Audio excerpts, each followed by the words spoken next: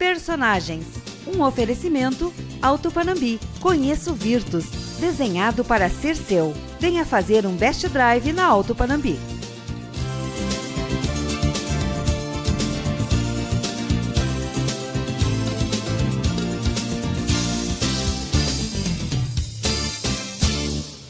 Olá, nosso personagem de hoje é de origem de uma família muito pobre, de Cruz Alta, e tem uma trajetória de vida de muitas conquistas, de muitas labutas e principalmente de muitas vitórias. Ele se tornou policial e hoje é delegado de polícia, uma autoridade na área de segurança pública. O delegado Josuel Muniz, o nosso personagem de hoje.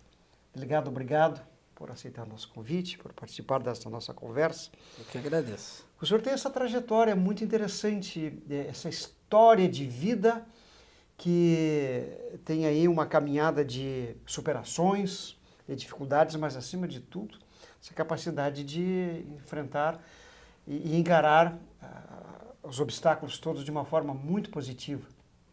É isso aí, Veríssimo. Primeiramente, mais uma vez agradeço a oportunidade. Até o nome do teu programa seria para direcionar a personalidades, não é o meu caso, mas de qualquer forma me sinto honrado. Na verdade, tudo... O senhor é um personagem da obrigado. cidade, muito importante. A trajetória da minha vida, ela é consequência da herança que eu recebi dos meus pais, né? Que são os valores morais, o esforço, o trabalho, né? Então, e quem segue, acho que esse caminho não anda em caminho errado, chega no seu destino. É óbvio que não precisa a pessoa atingir um nível assim de ser autoridade para ter sucesso. Às vezes o cidadão tem uma atividade mais simples, mas ele seguindo o caminho da honestidade, o caminho, né, do trabalho, do respeito, ele também, né, pode se considerar vencedor. E, felizmente, graças a Deus, eu tive muito sucesso na minha vida, sim. Mas aí foi o esforço pessoal e o apoio e os valores de família. Exato, os valores familiares, o esforço pessoal, algumas pessoas que Deus coloca no nosso caminho, né, que nos ajudam, alguns amigos de verdade, né, pessoas que sem nenhum interesse, sem nenhuma segunda intenção, nos auxiliaram em momentos difíceis e felizmente já foi para quase 8 anos que eu sou delegado de polícia, numa carreira que já vai para quase 18 anos de polícia civil, né? Eu fui inspetor de polícia por 10 anos, atuei em algumas cidades aqui do estado e estamos desde o ano 2014 aqui em Cruz Alta, né? Desempenhando esse árduo trabalho, né? É um sacerdócio o trabalho policial. Claro. Olhando hoje do seu foco como uma autoridade policial para a sua própria trajetória, o senhor é de origem de uma família bastante humilde, com muitas dificuldades, mas superou essas dificuldades. O que se explica hoje? Ou seja, é a força de vontade, esta capacidade de crescer e chegar a este patamar? Como é que se entende pessoas, por exemplo, que talvez tenham trajetórias ou possibilidades ou situações semelhantes e não conseguem fazer uma caminhada semelhante? Veríssimo, é bom explicar que a dificuldade financeira é só um dos problemas do ser humano, tá? É óbvio que quem vem de uma família abastada tem muito mais facilidade, tem condições, isso quando às vezes a família não age sorrateiramente, né, pelos subterrâneos para obter um benefício, né, para o seu filho, como é tradição no Brasil, né, um benefício imerecido. Mas o que eu digo assim, o cidadão de origem humilde no Brasil, ele precisa vencer também não só a dificuldade financeira, mas os vícios do ser humano. E um dos vícios do ser humano é a preguiça, tá? Então, o pobre que for preguiçoso, na minha opinião, nunca vai vencer na vida. Eu sempre dou um conselho para os meninos e meninas, né, de origem humilde. O único caminho para pessoa de família humilde é o estudo. Eu me agarrei nos livros um dia e não soltei mais. E é isso que eu recomendo a todos.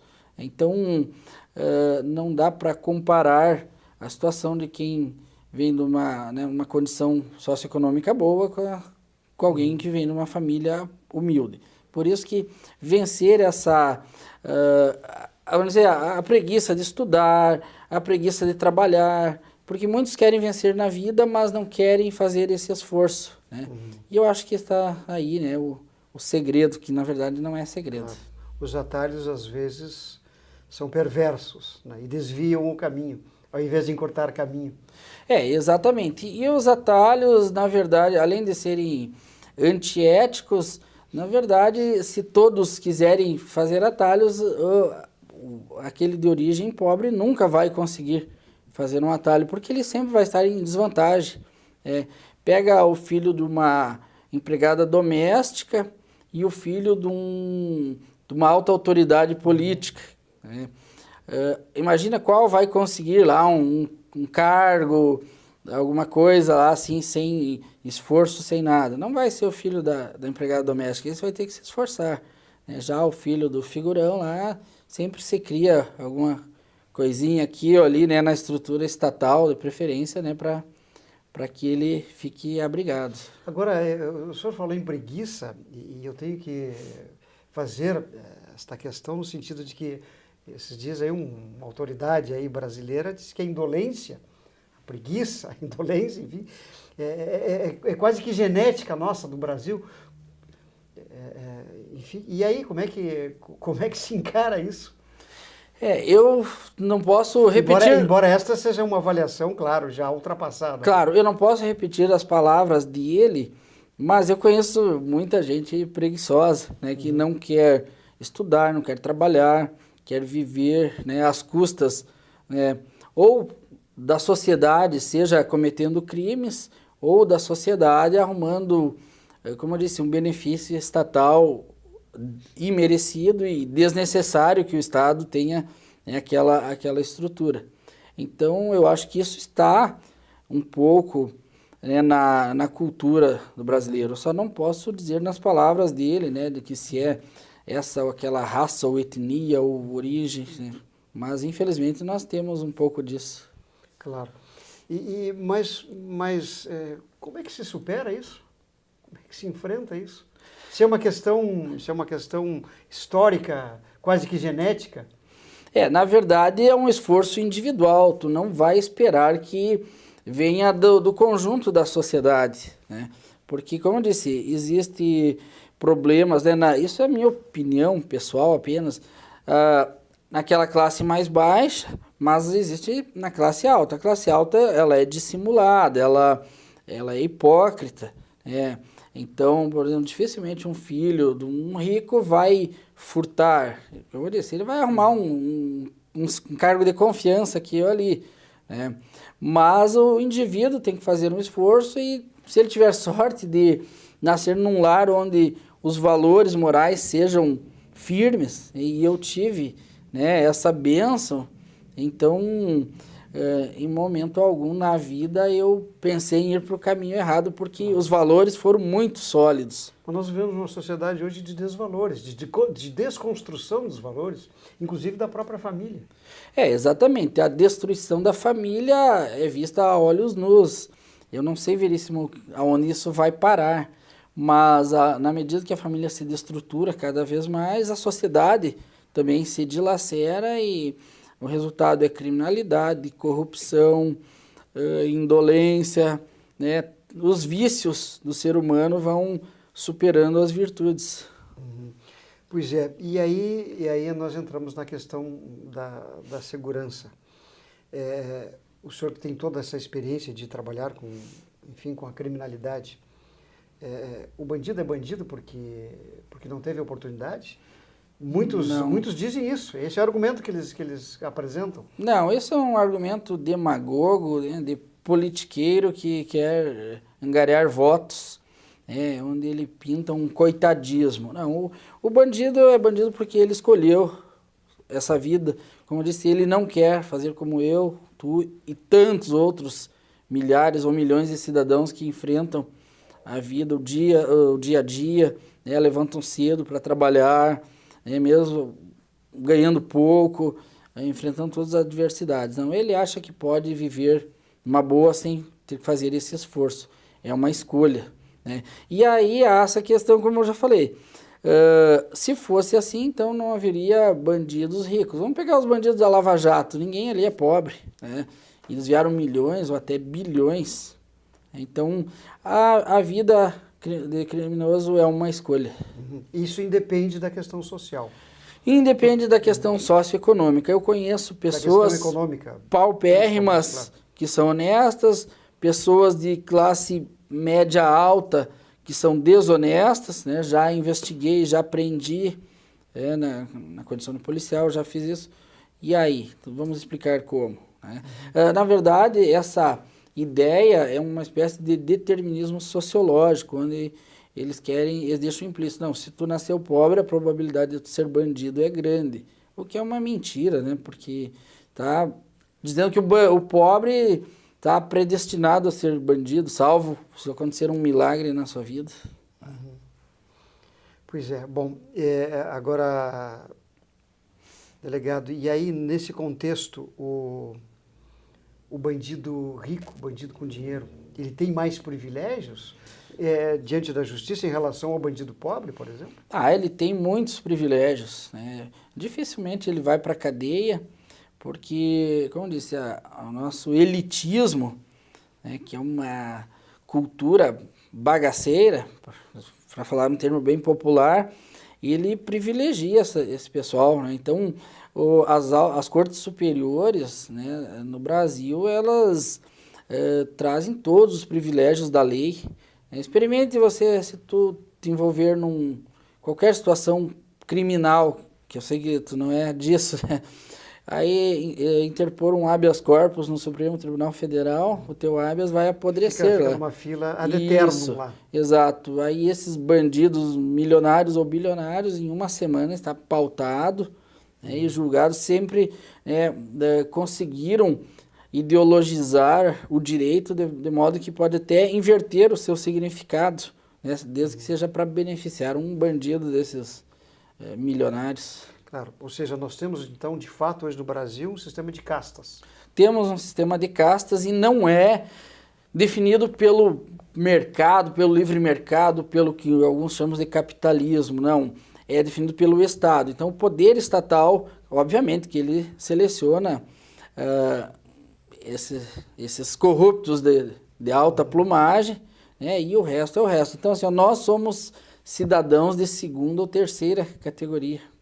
Então, não preciso citar nomes lá, mas esses bilionários que têm todos os benefícios legais e alguns ilegais, né, esses são os cidadãos de primeira categoria do nosso país. Qual é o sentimento de um delegado quando prende alguém dessa estirpe, um bandido com dinheiro, e assiste todas as possibilidades que ele tem, por exemplo, de não ficar na cadeia, ou se quer ir para a cadeia, ou se vai, rapidamente sai. Qual é a sensação disto? A sensação é de frustração como cidadão, primeiramente, e como policial, porque tu vê que a injustiça, né, se perpetua, que a injustiça acaba sendo, né, o que vigora naquele caso, e tu não tem o que fazer, né? Tu fez teu trabalho, fez de forma correta, né, dentro dos trâmites legais, e aí sempre tem lá um entendimentozinho aqui e ali. E hoje, por exemplo, os grandes juristas, né, eles pregam muito isso, eles pregam a impunidade dos grandes bandidos, né? Ou seja, nunca o Estado, né, que é vamos dizer, a sociedade encarnada nesse ente fictício que é o Estado, pode punir, não, porque não pode por isso, ou por aquilo, ou por aquele outro, e aí, claro, criam-se nomes pomposos, processo penal democrático, tá? Isso é um domínio da linguagem, domina a linguagem e tu domina tudo. Aí se eu me oponho a essa impunidade, eles me acusam imediatamente, não, tu está sendo contra o processo penal democrático, tu é a favor de um processo penal ditatorial, né? O que não é verdade. Então, mas eles conseguiram inverter essa lógica. Claro. Mas se diz que, por exemplo, o garantismo também, de alguma forma, privilegia o menos abastado.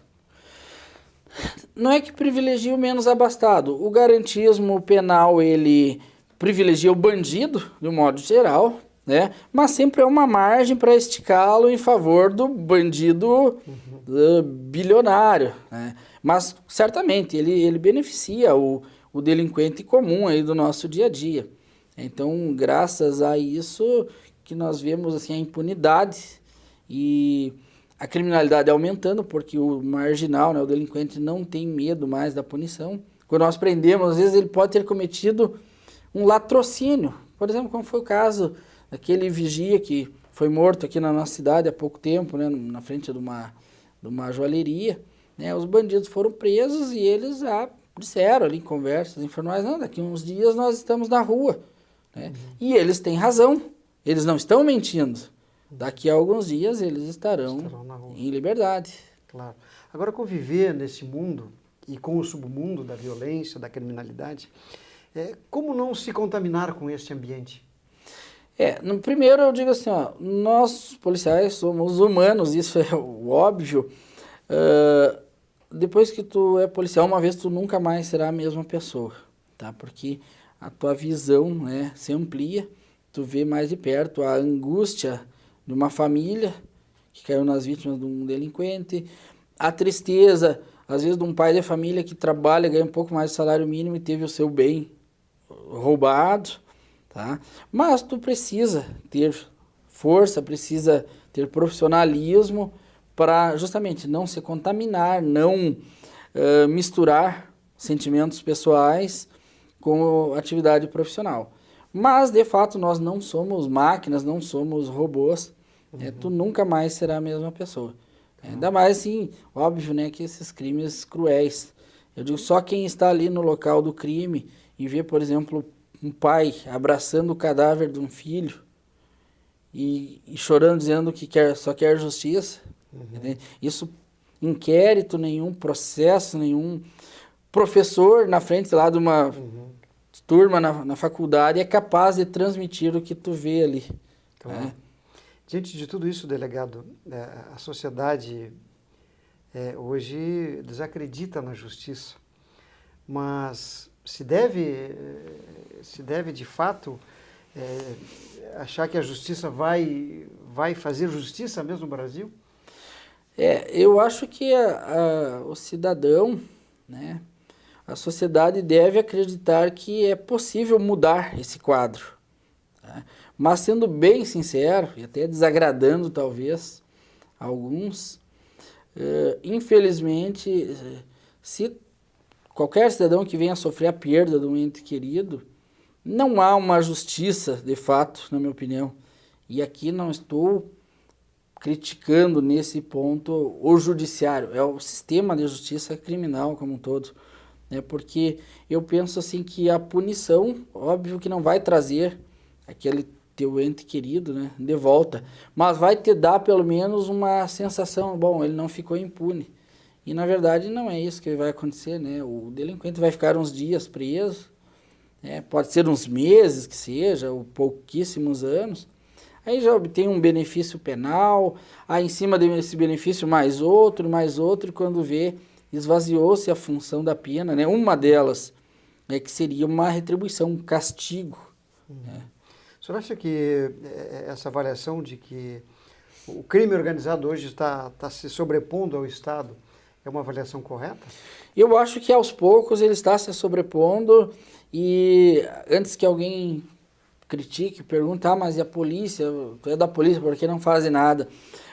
Enquanto o delinquente avança cada vez mais, a polícia está cada vez de mãos mais amarradas pelos políticos, pelos ditos juristas, doutrinadores, ideólogos, né, sociólogos. Então, o agir da polícia é muito limitado mesmo. Eu digo assim, a lei já nos limita e aí há entendimentos, interpretações daquela lei que nos limitam mais um pouco, há uma cultura no meio acadêmico, no pensamento vigente, né, de limitar ainda mais a polícia. E as ideologias hoje são também limitadoras da ação policial? Principalmente as ideologias limitam muito a ação policial, Pelos motivos que nós já falamos, que o delinquente é visto como vítima da sociedade e a polícia é vista como opressora. E aí, nesse caldo todo, se coloca mais a questão por exemplo, do garantismo penal, que, né, dá mais margem para o delinquente agir, menos para a polícia. Também, né, nessa questão entra o desencarceramento, que é um tema que talvez nem todos atentaram de forma correta, mas é um tema que afeta a sociedade de forma muito séria. Porque a pregação é que a cadeia não resolve, cadeia não transforma, então temos que soltar. Tá, mas quem fala que cadeia é para transformar alguém está totalmente errado. Cadeia é para conter o delinquente. Ele está matando, roubando, estuprando, furtando, ele está lá. Tá. É também para dar um castigo a ele. E se ele quiser, porque aí parte da pessoa, uma transformação, aí sim eu penso que a cadeia tem que dar condições de ressocialização, e elas não dão, né? Mas isso parte do indivíduo, porque não adianta botar o marginal num spa, se ele não quer se ressocializar, ele não vai se ressocializar. Claro. O senhor, como delegado, é mais realizado ou mais angustiado? Em parte realizado, no sentido daquilo que está ao meu alcance. Eu sou muito realizado, sei que ainda tem uma trajetória enorme pela frente, né? Se pegar as normas previdenciárias e mais o tempo de trabalho fora da polícia, em 7 anos eu posso me aposentar, mas eu digo que eu só saio aos 75 anos com a compulsória, né? Que é a expulsória, né? Mas eu também sou angustiado enquanto cidadão, né? Porque eu não vejo luz no fim do túnel, né? Os políticos não estão preocupados, o meio acadêmico pende cada vez mais para o lado do delinquente, né? O pensamento vigente é cada vez mais contra o cidadão e a favor do marginal. Então eu vivo essa bipolaridade, entende? Realizado enquanto profissional no que posso fazer e angustiado enquanto cidadão, né, preocupado com o mundo que vamos deixar para os nossos sucessores. Tá certo, muito bem. Delegado Josué, obrigado pela gentileza em participar conosco. Obrigado pela sua contribuição. Agradeço também, muito obrigado. Delegado Josué Muniz foi nosso personagem de hoje. Até a próxima.